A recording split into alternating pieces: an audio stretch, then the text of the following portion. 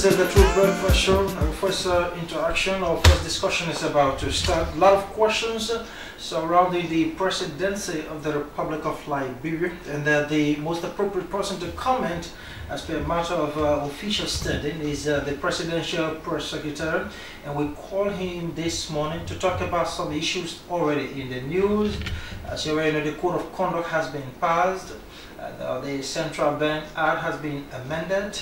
The President was in the United States. Later on, she traveled to Qatar. A lot of agreements have been signed.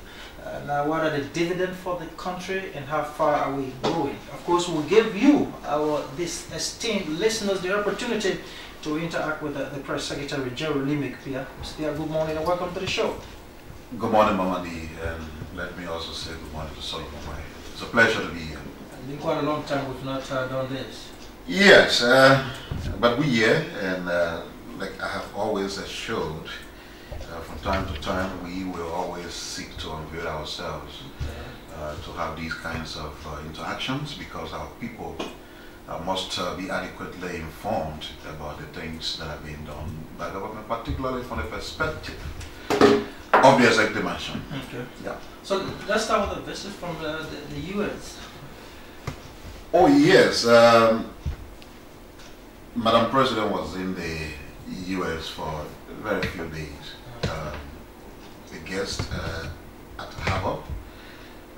You are aware the President is an alumnus of Harvard.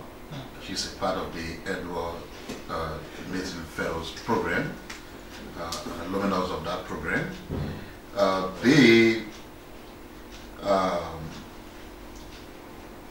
had a two-day forum on something called the DSP, celebrating the launch of a campaign for the Harvard Kennedy School. And so the President, as an alumnus, was one of those invited to that program. At the program, a portrait of the President was unveiled, and it's right in the library at the Harvard Kennedy School. And the intent is to inspire and motivate generations of the Kennedy School students and beyond to render public service for the promotion of global peace and development. That's purely the intent for erecting the portrait. It was done by an artist who is also an alumnus of the school, Stephen Court. It was commissioned by the school so as to create a full-length portrait of not just Liberia but Africa's first female president, so that even students at Harvard and students globally can learn some positive lessons from this great leader of this little African country and the continent as a whole. And so, yes, basically it was a visit. But what does that mean for Liberia as a country, and specifically the President? Although, let me say this. To all of these very prestigious and higher institutions of learning, when the President do have these kinds of engagement, there's always the business of also seeking opportunities for Liberians, to benefit from learning and academic opportunities. Even as we speak now, there are Liberians enrolled at Harvard who are even part of the Mason Fellow. Okay. So when the President... government scholarship? Well, no, I mean, not just that. And the point I'm making is that there are instances where these institutions themselves are able to offer our country the opportunity to have few of our citizens there for educational purposes. Of course, you know what that means for the country. If your citizens are educated, particularly at prestigious universities around the world, and they come back, they are able to make meaningful contributions to our own governance and development initiatives. So these are all parts and parcels of what happened. And because of the President's own link to Harvard, there has been a lot of attention on our country, not just the President, but the country as a whole, by that prestigious institution. So yes, education is one challenging area that we have. And if there are steps that you can take across the globe to attract the attention of prestigious and well-honored institutions to our country, to afford opportunities to our people, then it's also good for us. Obviously, I know she made some comments at the President. What did she say in response to the erection of the monument? Oh, you saw our press release where the initial war was wow, because she was, I mean, it was something just worth seeing. She's not moved many times by these kinds of situations. Like you asked the question, it is more for her, it's more about what comes out for the country, and not just necessarily about her. But since the portrait is meant to also inspire people from across the globe, young students from across the world, so that they can be able to contribute to maintaining global peace and development, then of course it has bearing far beyond her person. But she was proud that she as a person could be used as a symbol that will attract people to promoting and ensuring world peace and development. So anybody could be happy about that. Okay. Because in the first place, to be chosen for such a purpose is a realization recognition. Is that the first time? Or we have other people coming? Portrait? No, they've had... But that's the only portrait in the library then? No, I can't say exactly because I didn't tour the library. I wasn't there, but at least that portrait of her was unveiled, and the intent is that it can serve as an inspirational instrument for young students across the world, not just in Harvard, to be able to... That great people too can come from Harvard. Exactly. Sure. Okay. Exactly. Deputy King Saki, who was once an assistant minister, yeah. She's there. She's part of the missing fellow. Eva Richardson, a very strong Liberian woman, is also there. Many other persons are around. There are steps towards making sure that we can have many of our people there, and that's part of the things that do happen behind the scene when the president makes these kinds of visits. Okay, I know Kuwait was the bigger one in terms of the dividend that came out from there. Obviously, because Kuwait was a state visit at the invitation of the email.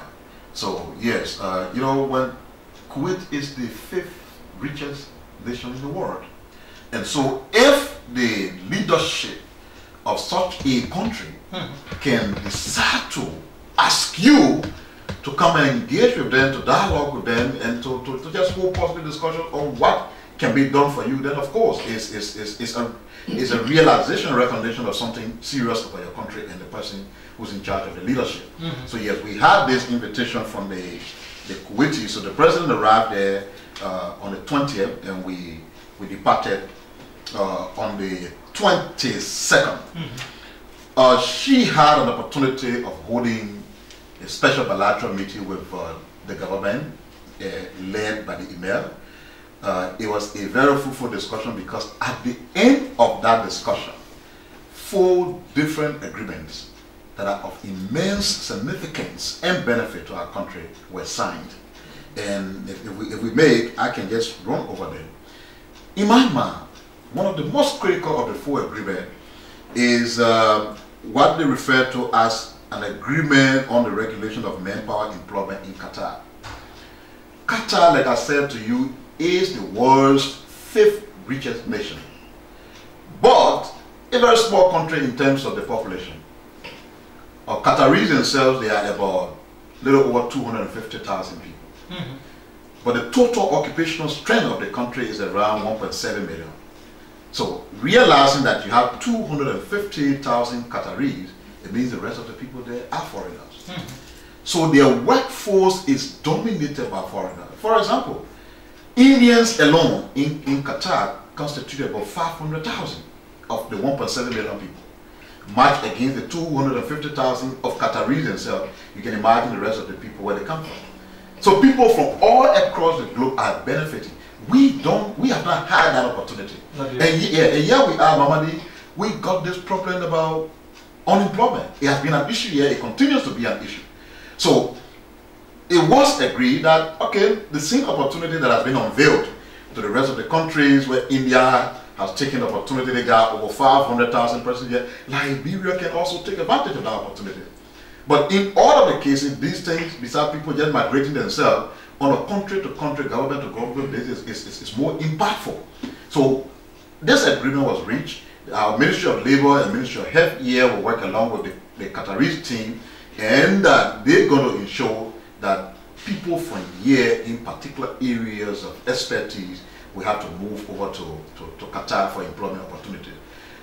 And it's a good thing. It will have absolutely no cost on the individuals who will benefit. It's going to be structured through the government? Yeah, through the government. When they are selected, how they get there will all be government's, particularly Qatari responsibility. They will be responsible for taking those individuals there, provide accommodation, they make their salary they're supposed to make. Do you know the type of job? Is it manual or home services? All spheres of job. All spheres of job. They make professional people. At the same time, you got the hospitality industry there, for example. That, yeah, they need people with some skill, but not much of an education desire for those kinds of people. But at the same time, they got a lot of technical and professional work that they also need people for. Okay. And as I said to you, Mamadi, if you get there, we flew, for example, coming back using a Qatar Airways plane. The entire crew on that plane, not a single one of them was a Qatari. The pilots were English pilots. The crew, we kept interacting with them, some of them from Thailand, from New Zealand, from different places. So they really, honestly provide these opportunities for people from other places who are interested in working to take advantage of their system, work for honest living, and do some productive things. I mean, mind you, it will also have impact. Take, for example, if we were to send maybe 50,000 persons to Qatar to work, they got their relatives and families here. So remittances, of course, from the money they get, though they'll be taking care of themselves here, remittances will come back here. So it's not just going to have an impact on the individuals who will have the opportunity to work, but it is certainly going to have some economic returns to the country itself. So that was a solid and perfect. How will that be operationalized? Well, the agreement is signed, and of course, in a very relatively short period of time, a Qatari team will be here. Like I said, they're going to be engaging with our people. It's just the modality for the process. The documentations are all there. Okay. I mean, we can share that with you subsequently. The documentations are all there. It is just the issue now of making what is inscribed in that documentation practical so that it moves into full action. And those who are benefiting are selected and move there. So that was one. Two, there was another agreement called the Air Services Agreement. Qatar Airways, Mamadi, you know, is one of the world's five-star airlines that operates globally. They have interest, you know, many of the major airlines across the world, they have specific places that they use as what they call the hub. Qatar Airways got interest in using Liberia and the Rabat International Airport as their hub. But there are a couple of things that will first have to be done. Initially, they will provide some technical assistance in how we improve the conditions of our airport. Secondly, they intend in the almost immediate future to commence Qatar Airways flights to Monrovia. Now they've not been here. Yes, we have a couple of prestigious airlines running here, Delta, Brussels, Air France, British Airways, all of that. Having the Qataris who are not just interested in having flights here, but interested in the physical outlook of our airport is very critical and important. So there is. They will use our airport as a hub. What does that mean? It will be a central point. Central point. That's why it means to have a particular place considered as a hub. You can use it as a central point that links the country and their airline to many other parts of the world. They have serious interest in doing that, and what can come out of that is reflected in the Air Services Agreement. Of course, by the end of today, all of these different agreements that I'm talking about will be posted on our executive management website so that you're able to have a full detail of what it entails, because just a few minutes on the radio cannot afford you that kind of opportunity to do so. Then they also signed another agreement that is referred to as the Economic, Commercial and Technical Cooperation Agreement, which is aimed at strengthening economic and commercial activities between the two countries. Yeah, go ahead. That is also signed. And then the last and final one is what they refer to as the reciprocal promotion and protection of investment. How's that? The aim of that is to attract Qataris investors to our country. The more investors, the more they take interest in our country and they choose to invest here, it will seek to address some of the economic and other social issues that we have. Jobs, the more investors you have, particularly sincere and honest investors from countries like Qatar, noted to be the fifth richest country in the world, will enhance job creation. Of Of course, in addition to the fact that we now have an agreement where we want to push some manpower to their country, but it will improve conditions here and jobs will also be provided here locally. Right. So, of course, they also give us, that's why it's a reciprocal stock on protection, promotion, investment. It also provides opportunity for Liberians, for example, who have the capacity and interested in investing in Qatar to also do so. It obligates the government to ensure, though with respect of your individual laws, but that you create the necessary conditions, favorable conditions that will attract the investors and make sure that they can operate in a manner that will be satisfactory to the both countries. Not with any intent or requesting you to honor a certain portion of the law to give them certain favorable interest. No, absolutely not. But everyone who wants to go anywhere across the world to invest must ensure that the conditions in that country of investment must be favorable. So the agreement also obligates the both governments and countries to take steps that will ensure that these favorable conditions exist that will basically attract the investor. And Mamadi, you ought to have been there. Beyond this agreement that was already being, and I think that was the background for the signing of this agreement. Because investors in Qatar itself, for an entire day, the president, it was one group of investors after the other, meeting with the president and expressing their desire to come and invest in our country. The president also met with the lady who is referred to as the Shika. The Shika, who is currently the mother of the guy who is the Emir. The Emir there is a very young person, 34 years old, I'm told. His mother, the Shika, who runs the Qatar Foundation, is a very powerful figure. Not easily met by people, whether you're president or what. She has the Qatar Foundation, very interested in the educational sector. I don't need to tell you that, and admittedly we say this thing, that the educational system has been challenged. And you reflected on different kinds of restrictions that have been given from different quarters, including those of the president herself. This Shika, because their passion and interest is education, they do have the interest to come and assist our educational sector.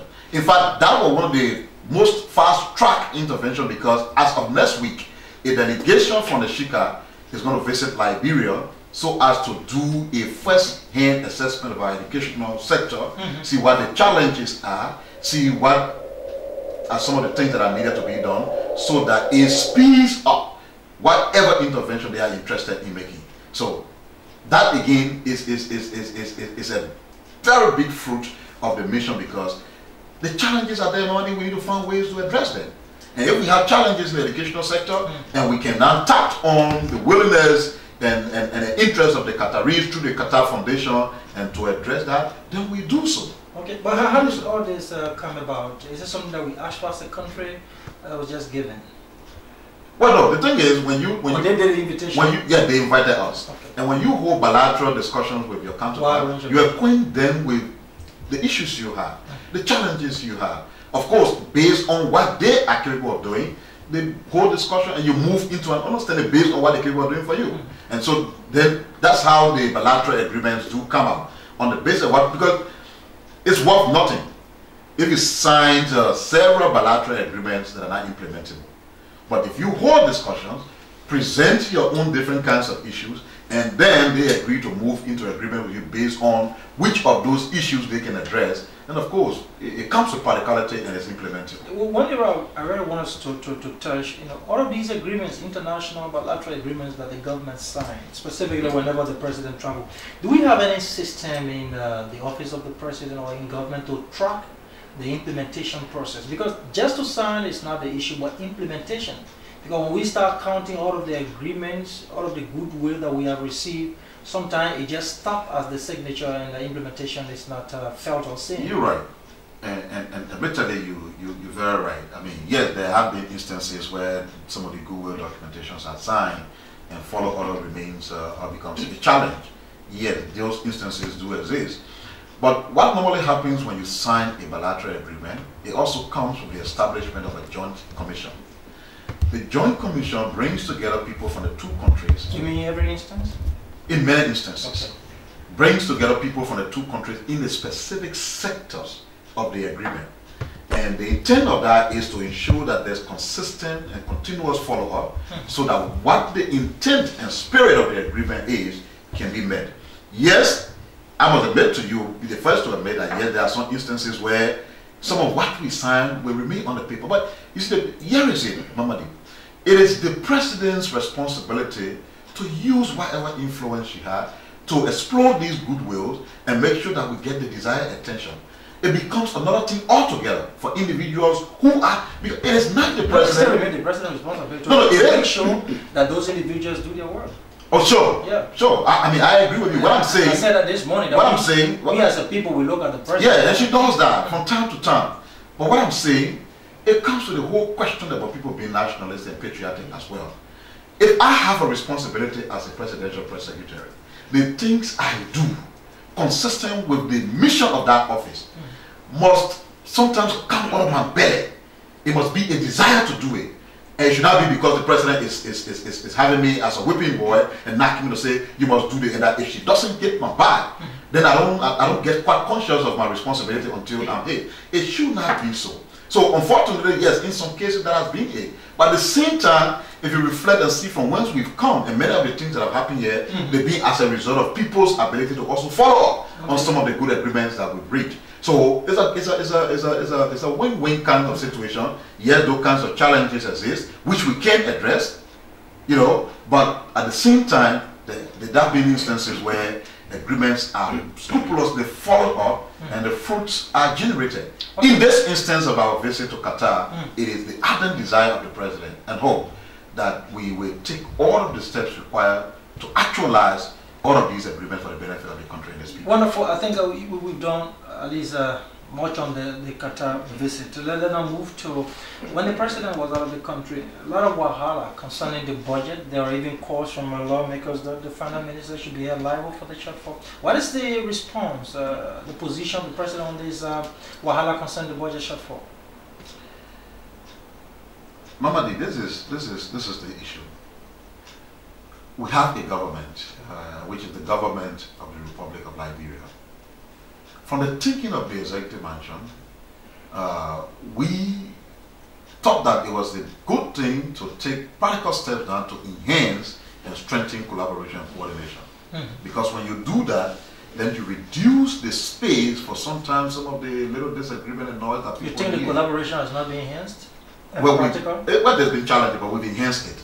That is the reason why, for example, the current budget year, and least we forget, it's been a difficult period for our country, for the Ministry of Finance, that is ahead of our budgetary process on the basis of the budgetary shortfall and all these kinds of issues. So they've been working very diligently to make sure that the kinds of allocations and reallocations that they do will definitely lead us to generating a budget that can be considered. You mean the executive and the legislature have been working? Yeah, but spearheaded by the Ministry of Finance. As it relates to the budget issue? I'm coming to that. Okay. Making sure that all of the allocations and reallocations that are required are done in a way that when you come up with a final document that you call the budget, it becomes a balanced budget that is able to deliver. On the basis of that, one of the steps that were taken was that the Ministry of Finance and the team worked closely with the Ways, Means and Finance Committee of both houses, House of Senate and House of Representatives. One of the reasons why we thought that was necessary is that if you formulate and have a budget that is honestly a result of collaboration and consultation between the branches of government that do have responsibility on the budget, it will reduce, for example, the time that we normally take to pass our budget. Most time we're in the third or fourth month of the budget year, and then we're talking about signing, passing the budget along. So the thinking was, this kind of collaboration will fast track the entire budgetary process so that at least we have our, but because all these things count against us when you come to the level of the IMF, World Bank, when you are not able to generate a budget consistent with the time frame mentioned in your own law. So all of these things were done. And if there are still challenges, we at the executive management believe that those challenges will be overcome and addressed by virtue of the same collaboration and consultation. That process of consultation and collaboration continues until we can come to a point where we say we have a passed budget that is balanced and is capable of addressing all of the challenges and situations that are being outlined in that budget. That is where we are. For example, let me get this point clear. Have the Minister of Finance and the legislature been working to derive the budget that is now on the As I did say to you, the Ministry of Finance work collaboratively with the Ways, Means and Finance Committee of both houses in the steps leading towards the formulation of this budget. And that's purely on the basis of just enhancing collaboration, because you all know that it is the executive responsibility through the Ministry of Finance to come up with a budget, submit it to the President. But you will also agree with me that because in the past it's been done in isolation, when it gets to them, it becomes a new process altogether, and which normally leads to the number of time or the lot of time that is normally taken to come up finally with the budget. So the intent was, and the understanding was, in honesty, and we hope that it worked, is that if you got those committees involved in this process, which of course lawfully is yours, it shortens whatever they will have to do when the budget is finally submitted to them, if they are in the know of many of the other steps and processes that led to what you have. That is the intent. Not to be stressed. If it gets, very well. But if it gets there, and by due of the powers they have under our laws, decide to be more scrupulous, start all over again, of course they're not going to be breaking any law, and they wouldn't make a violation in any way. But the intent of this goodwill coming from the end of the Executive Ministry of Finance was to make sure that it's a participatory process so that it can shorten the time that it would take to normally derive the budget. Mr. Peah, it appears that the budget process is becoming more controversial. Speaker Alex Saller recently said that the House is not in receipt of the budget because the budget should have been submitted since the 30th of April. Instead, it was just submitted last week. And in fact, the budget was not accompanied by some of these documents needed to have been accompanied with the budget. And it's becoming more controversial these days. No, surely there was successful controversy. There must be parties and different sides to the controversy. And the executive approach is continuous engagement, continuous cooperation, continuous dialogue. The Speaker spoke on the basis of what he believes is the law. What we've done as an executive is to take note of the things the Speaker has said. For example, the Speaker said, consistent with the PML law, the budget should have been accompanied by the following pieces of instrument. The President is making inquiries about that. If that's what the law says, and the instruments being referenced by the Speaker are not there, eventually there must be an instruction for their submission. Because the law must be respected. If the law says to submit a budget, this is what you must have, and that is established, it will be done. So that's what I'm saying. It is not about controversy. It's not about confrontation. We will remain taking keen note of issues as they are raised. And where they are consistent with the law, if you can bend the law, then we correct it and move forward. That's where the executive stands. So yes, we follow the Speaker. Yes, the President submitted a budget message. To submit the budget message, it has to go for a copy of the budget. But I think what the Speaker was trying to say, for example, there is a tradition where if you were to submit the budget, you must have copy for every senator or representative. Okay, so if that was not done up to the time the Speaker spoke, and he thinks that is an issue, it's not an issue that is not solvable. It is an issue that can be solved, and we make progress on what we ought to do. So no, it is not going to lead the executive mansion and the national legislature into controversy, as you were suggesting. It's not going to lead to even anything called conflict, because conflict, controversy, hot and pull will not benefit the people. What the country needs, if the law requires that there must be a budgetary process. I foresee conflict. No. If you see, the House of Representatives is determined. In fact, there's controversy between the House of Representatives, the Senate on this proposed $73 million direct development projects. And the budget has come before it, and the House is determined to incite this particular amount into the budget. Well, let's take it this way. The budget's had a couple of processes. It starts from the executive, passed by the national legislature, comes back to the executive, certain actions are required, then it becomes the budget. I am saying to you, even with the express concern, whether it's about 73 million, whether it's about what, all of these different concerns will now rewrite the issues of continuous consultation, dialogue, and brainstorming on the budget, so that in the end, we are able to come up with the instrument called the budget that is balanced and in the position to meet the challenges that the country is So the facing. executive marshal is not worried about this $73 million that the House is framing. If the executive mansion was to just find itself in the business of worrying about things that are happening around, and governance will collapse. Because worrying. Do we have any position? Worrying elements. Do we have any position for the executive marshal on the 73 million? The executive through the Ministry of Finance submitted a budget. Yeah, The reflection of that budget is the executive marshal's stance. So to even ask questions about what they think, just refer to the budget. But again, like I said, it is a business of continuous engagement because the process continues.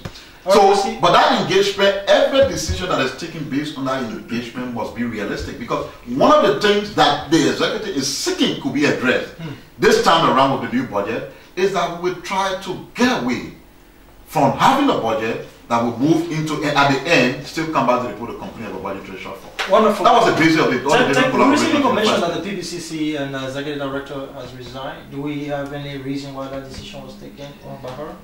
If you are in the know? She acknowledged, I mean, I can confirm to you that we even know the executive mansion is informed about the resignation.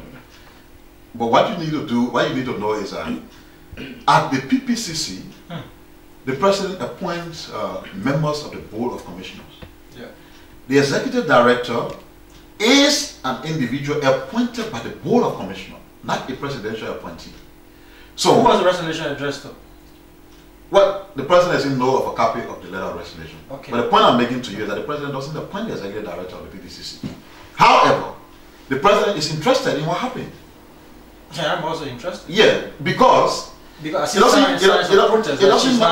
matter whether Peggy leaves, because I mean, here is it, let's face it, Mamadi Diakite works here at True FM. If Mamadi decides that he's resigning today, even if Musa still wanted him there, the final decision as to what happens with the resignation issue of Mamadi rests with Mamadi. If Mamadi said no, I'm going, no matter what Musa says, so Mamadi will go, right? So, but at the same time, if there are issues here that made Mamadi to say he's leaving, Musa must be interested in knowing what the issues were, so that you can take those steps and action to address it, so that when Mamadi is leaving, oh yes, the president is interested. The president will engage with the board of commissioners. She's going to even be engaged with Peggy herself to have a full level of understanding on what has happened, so that even if Peggy is a no-change situation, some of those issues you can take some practical action to address some of the issues if they were indeed issues that were hindering the effectiveness of the PPCC. So that are there reasons why she resigned? That was not mentioned in your letter. You read the papers. Papers said. No, I mean your letter now. The letter that she submitted. I haven't read the full text of the letter, so I will not attempt to mislead you. But what we all read, the papers quoted sources. Very well. What we all read in the paper, she got some concern.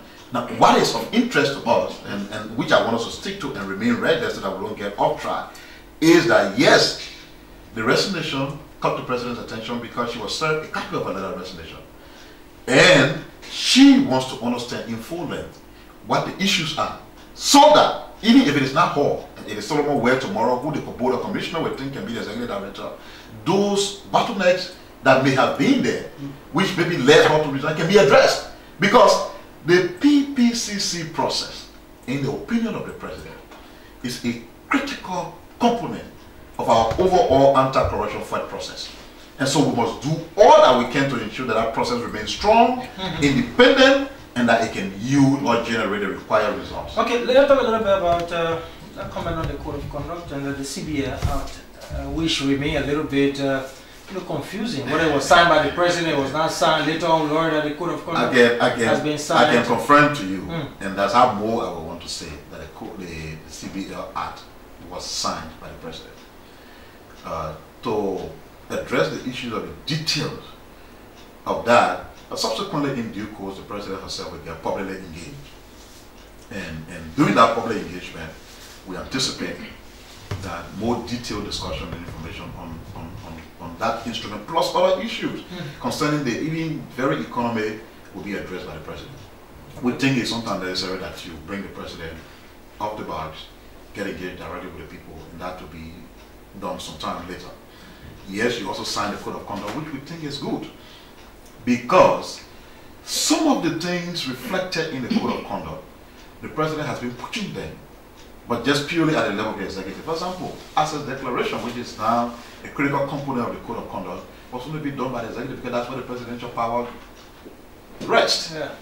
But with the passage of the code of conduct, we told it's going to go beyond that scope now. So it's going to be a government-wide initiative rather than just an initiative that affects a small portion of the.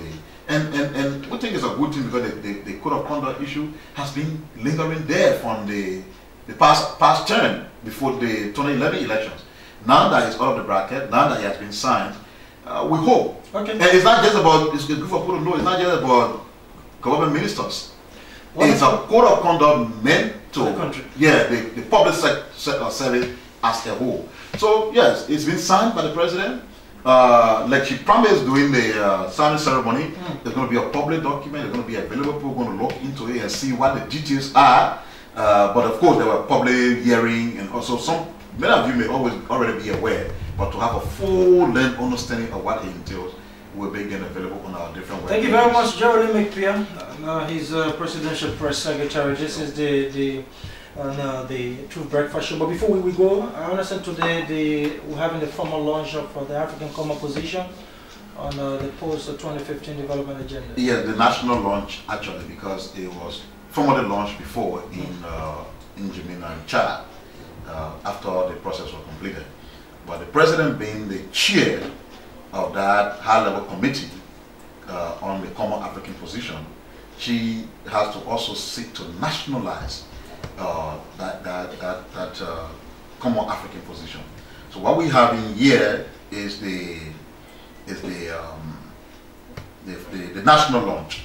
It's actually a two-day event today at 11 o'clock. The launch will take place at the Cecil Dennis Auditorium.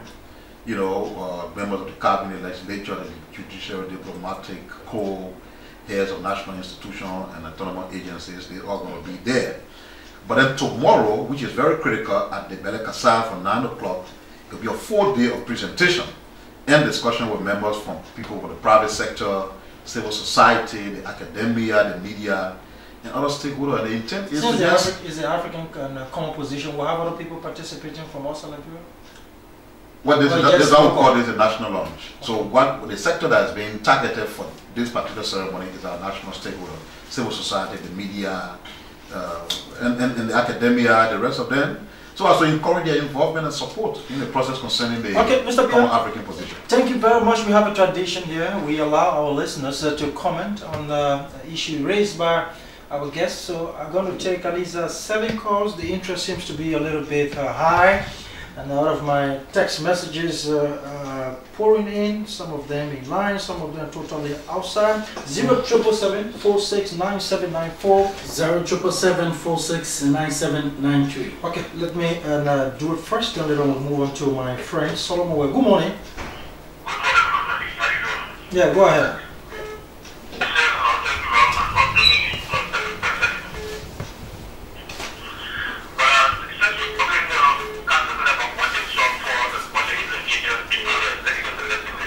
Mm-hmm.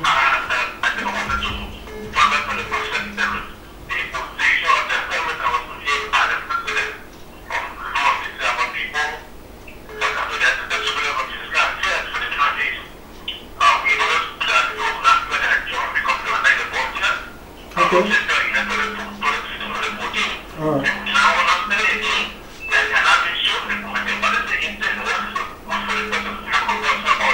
Thank you. Thank you very much. In fact, that was on my notes, realistically. Thank you very much for that input. Good morning. Yeah, go ahead. Good morning, Alfred.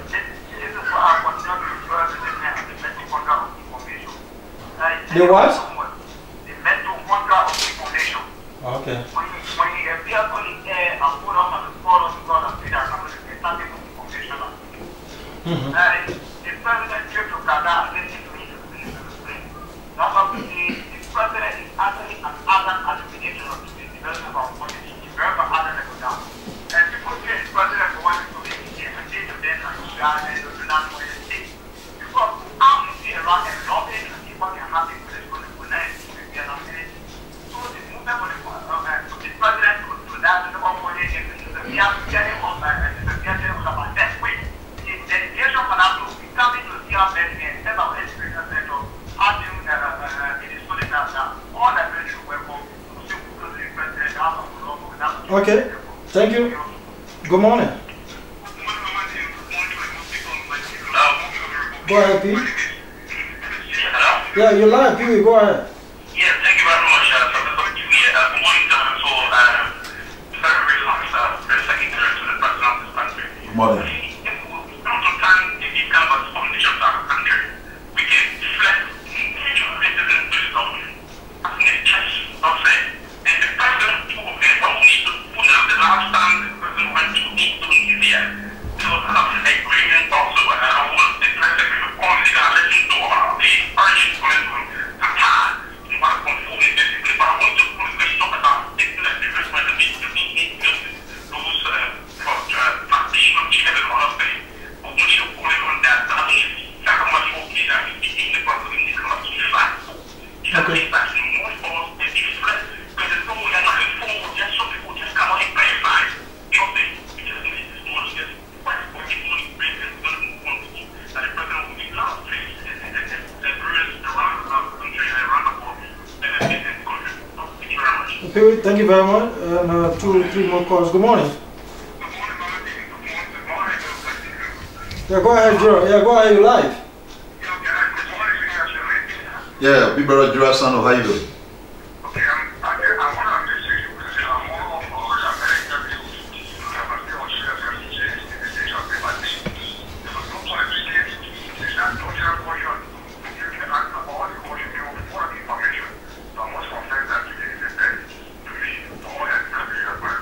Thank you, sir. Thank you. Okay. Mr. Koti, good morning. Good morning, Mama. Good morning to Honorable Babu. That's how I call him, Jerolinmek Peah, because he's very forceful. Please announce the website of the executive mansion, Mr. Peah, because people will be interested in E-mansion. www.emansion.gov.lr. Flashpoint is interested in publishing the entirety on Wednesday. We're coming on Wednesday. And from the moment he was asking you a whole lot of questions about Qatar, it looks like he's on his way there. He may be having some interest. You know, sometimes I feel for the president, every time I go to the rubber still seeing how flying. It's a very risky thing. I have traveled a lot, but I have never gotten used to airplane. I hear people making noise about the president travels a lot. I just laugh. They don't know what they're talking about. And I hope she can travel more, but I always pray for her safety because every time she travels, a lot of good things come to Nigeria. Madam President, good morning and God bless you. Bye-bye. Thank you very much, Mr. Koti. This is my final call. Good morning.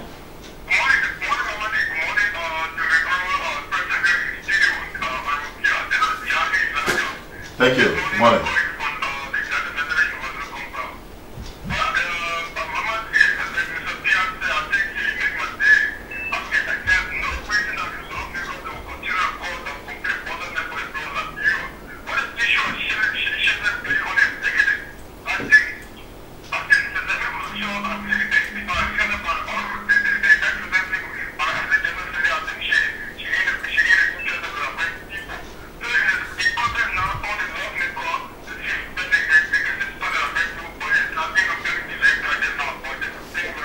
Okay, wonderful. So, okay.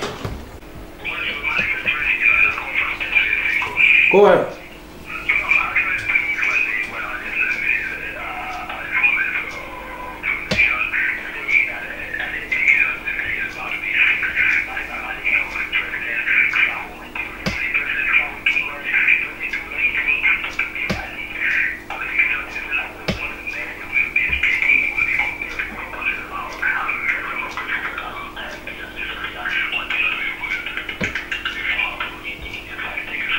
Thank you, thank you. And let's call. Good morning. Good morning, sir. Good morning. Well, let me just morning to Honorable Peah. My name is King, and I talk to my guest president this morning.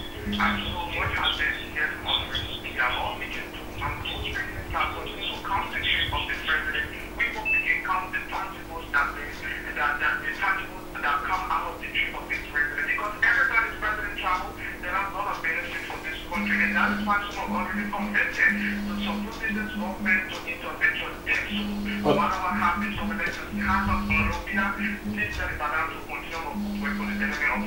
Thank you. Good morning.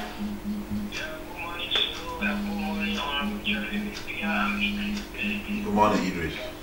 Yeah, thank you very much for the opportunity. There's a saying that we can get to the principle and get to the message. We want to acquire for the principle, that's our president, what is being done about moving to the executive mansion.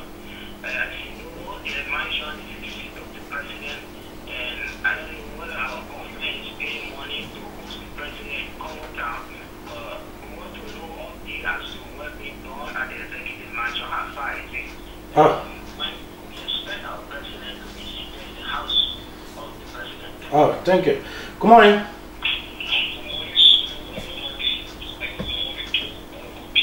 Good morning.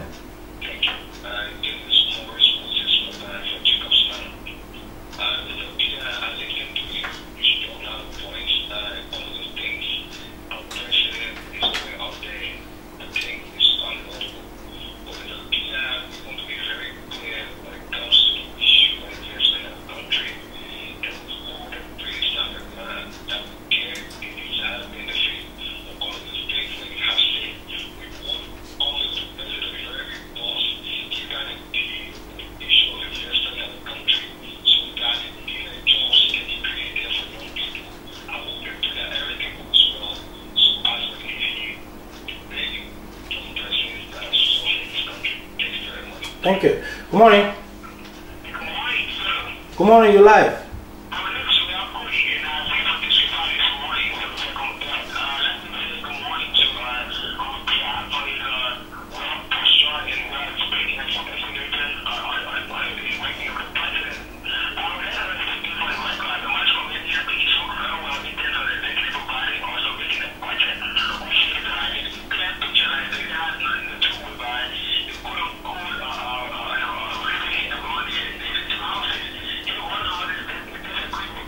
Hello? Oh, okay. Sorry, Jamel. Go ahead. Good morning, good morning, good morning, sir. Patrick Soa, go ahead. Good morning, Patrick.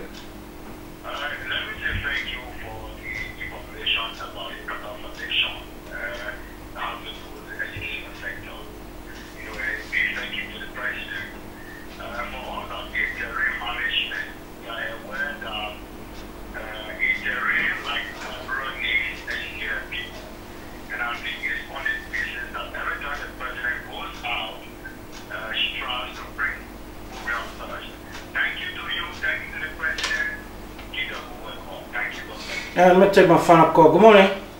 Oh, sorry. 07774697993. I think we can get to studio guests. Okay, let me take the final call.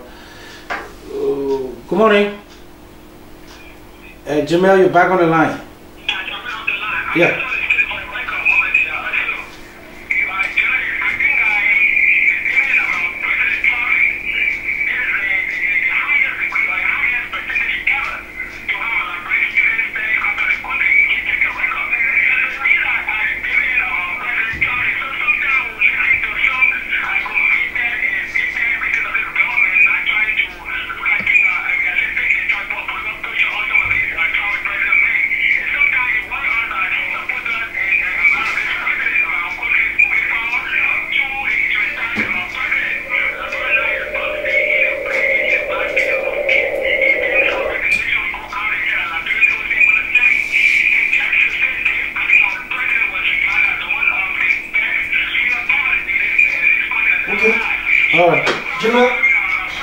Thank you very much. Thank you, Joe.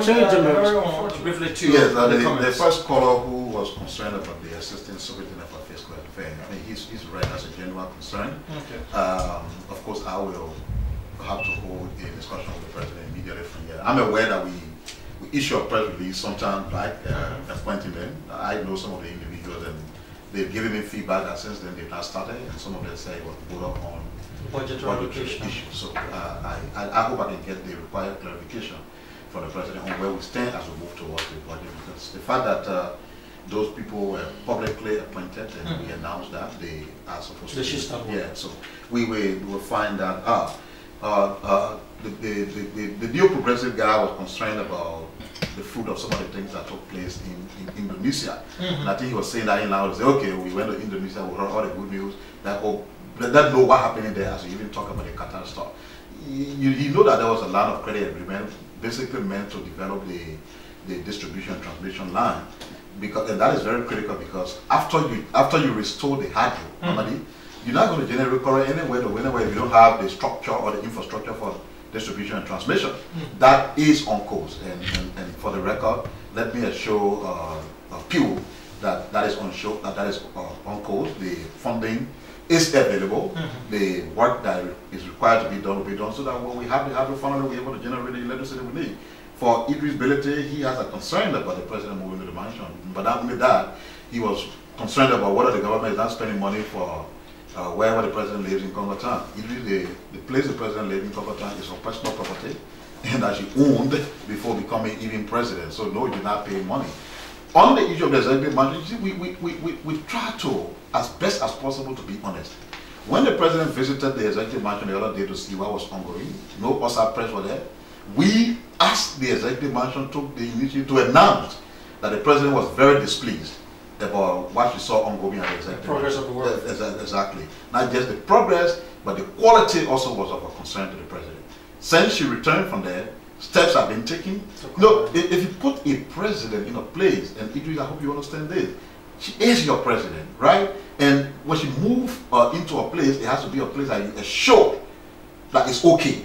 And so work has been ongoing, and this day she just thought to go and see how much progress has been made, and that disappointment came about.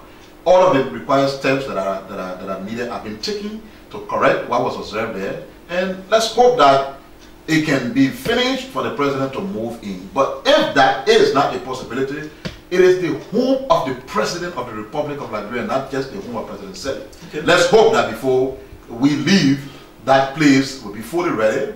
I mean, we hope that we'll get there, but it depends on how fast we do the work. Now that this observation was made, and like trying to reverse some of the things, it may take a much more longer time than we expected, because part of the reason why that visit was made is to be sure that we're on the verge of moving back. Wonderful. Jerolinmek, thank you very much for having some time with us this morning.